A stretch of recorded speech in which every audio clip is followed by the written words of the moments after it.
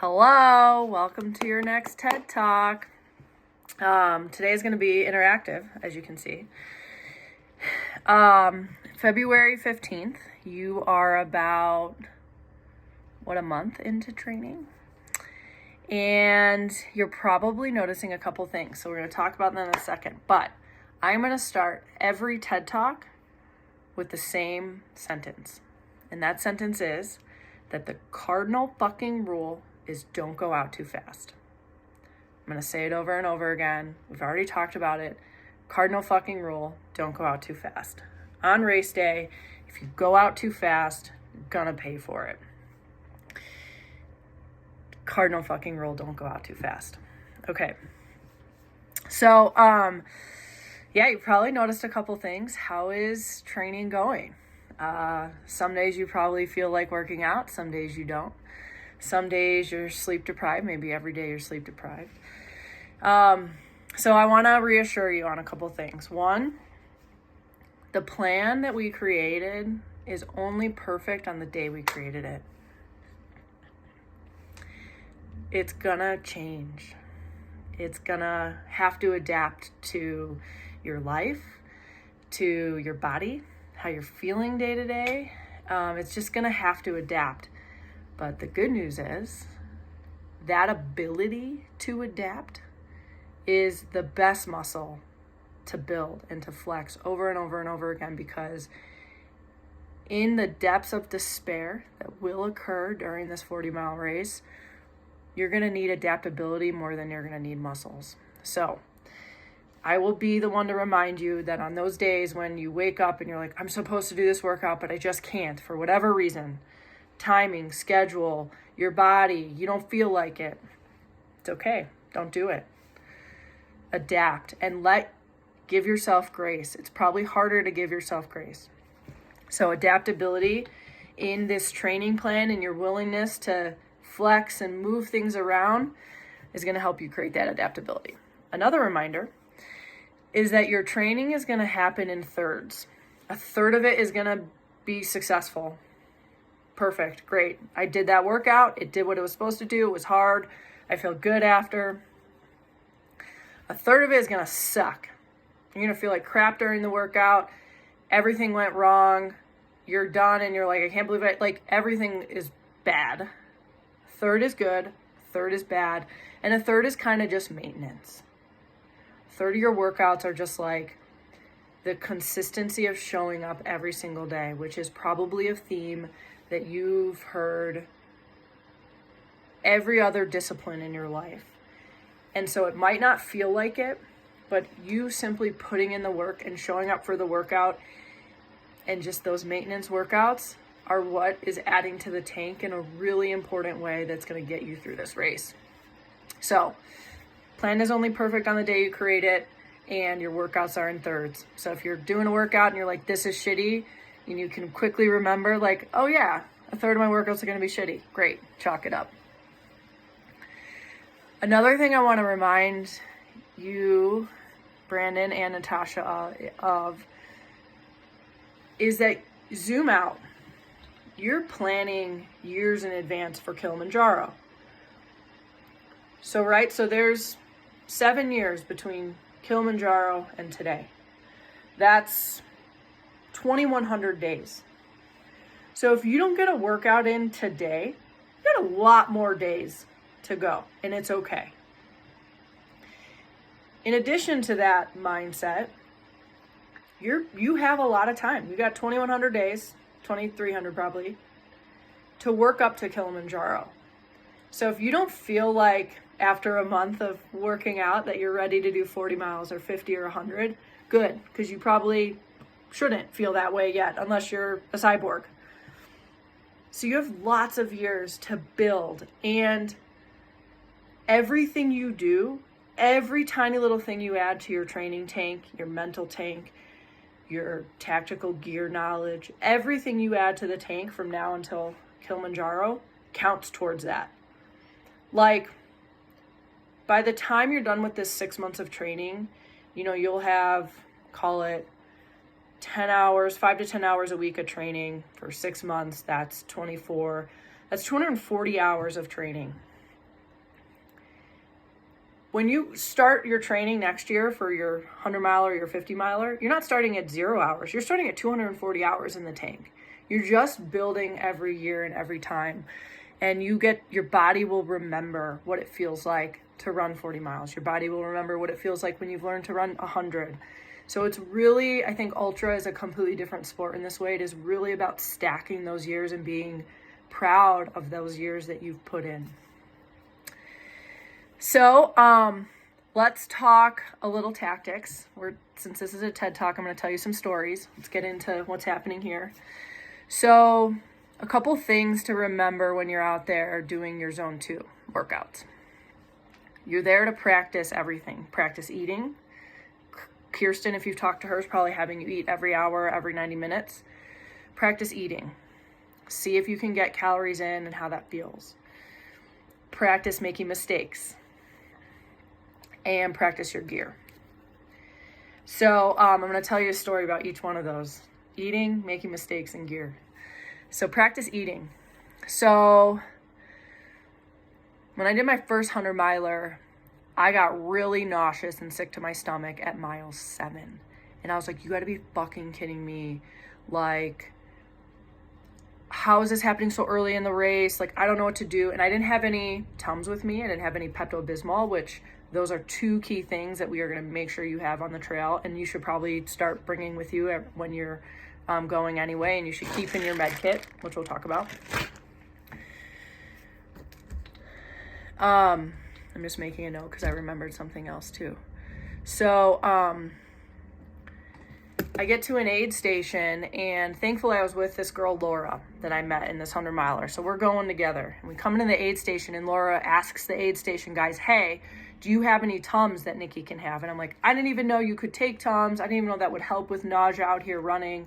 It's because I was running at high elevation, and I probably wasn't eating right. Like, this was still early on in my ultra career. So the guys go, yes, actually, we do have Tums. A dude pulls a whole roll of Tums out of his pocket and goes, here. And he gave him the whole thing to me. I'm like, are you serious? He's like, if you're nauseous now, you're probably going to need these.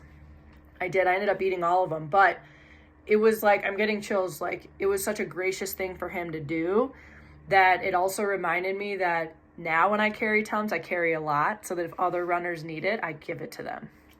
I also carry extra salt tabs with me all the time. And if other runners need it, I give stuff out. So I think that sort of like giving to others is a great way too to take the focus off yourself. And like, if you're in a tough place in the race, that's a great way to like release that. So the story of Tums. And then another story. So my first 50 miler, this was my first ultra ever. I'd run marathons forever, and then I did a 50. And I had heard this word bonk many times, but I didn't really know what it meant. And I like Googled it, and I was like, okay, bonking means like you don't feel you're in a race and you're super nauseous, you can't really eat or drink anymore. And I'm like, well, how does that happen? What does that even mean? So at mile 43 of 50, I bonked. I was so nauseous, I couldn't eat anymore, and I couldn't even take sips of water anymore. Otherwise I was gonna like vomit it back up, or I was just gonna dry heave. And nobody likes to dry heave. And I was like, oh, this is what bonking is. Now, I just marched my way to the finish. I just left foot, right foot in the dark with my headlamp down. It started raining. I didn't eat anything for 7 miles, and I made it. But that 7 miles really fucking sucked. So figuring out nutrition helps make things not suck, and will probably help you if you are interested in accessing more of your like ability to perform and see like what is that edge of like how fast can I go and how well can I execute this. So eating is like so important. I'm so glad you're talking with Kirsten because she's a fucking boss. Okay, let's talk about making water mistakes or just making mistakes in general. So when you're doing your zone 2 stuff and a mistake happens, whatever that mistake is, hooray, make mistakes now. So one of the mistakes I made was I was in my 100-mile race, my first 100-mile race, and it got like hot in the middle of the race. So I added my coat to the back of my pack, right? So I'm going along and I get to the aid station and I thought I had been drinking a lot of water. I'm in this mode now where I take a sip of water every mile. You also don't want the water to be like sloshing in your stomach. So drinking too much water, especially if it's like hot out, that's hard to do. And when the summer hits here, you'll start to be able to practice that more of like how much water to take in, how much not to. So I thought I had been taking a lot of water during this race. So I get to the aid station and I open up my water pouch and I open it up and at the top I see the water. The water's like right here. And I'm like, how does the water look like it's full? I could have sworn I've been drinking. And the aid station workers were like, do you need more water? And I'm like, I guess not. So I closed it up. I put it back in. A couple miles. And now I had 20 more miles to the next aid station, which is pretty far. We'll have to check. I don't think you're ever going to go longer than like 7 or 8 miles between your aid stations at Telluride. So I put this back on and I keep going.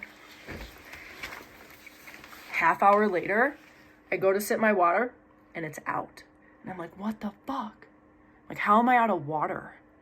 I was like, I'm screwed. I have to go another like 13 miles without water. That's really scary. So I take my pack off. And what had happened was this coat, because it was causing my pack to be so tight, it was like squeezing the water. So it looked like it was full. And here's where I'm so glad for Kirsten, because I was also carrying these packs of this like bee pollen juice that she gave me, because it's for like fat adapted. So I had a couple packets of bee pollen juice. It was like, tasted like orange juice. So that was my only liquid for the next 13 miles. And I was like, this was back in 2018. When I did this, I was like, I will never make that mistake again. I will always check to make sure I have water. Not good. Another mistake I made is one time I took my med kit out of my pack. We're talking like ginger chews, extra batteries, Tums, KT tape. We're going to talk about everything that can go in your med kit. And I accidentally left it at the aid station. Not good. Not good. So that's why you have an extra med kit in every single drop bag that you have. Let's talk about gear. So when you're out there, you're practicing everything with your gear. And you're going to learn the tiny, tiny little intricacies of every little thing. How do my straps work? And you maybe know some of this already. Where does this pocket go? What does this do? And you're going to like fall in love with your gear in the best way. So why this hat is here. So I'm running and I'm in a race and I'm trying to go quick. And I'm like, I'm getting hot, so I don't need my hat anymore. I don't want to take my pack off and put my hat isn't going to fit, whatever.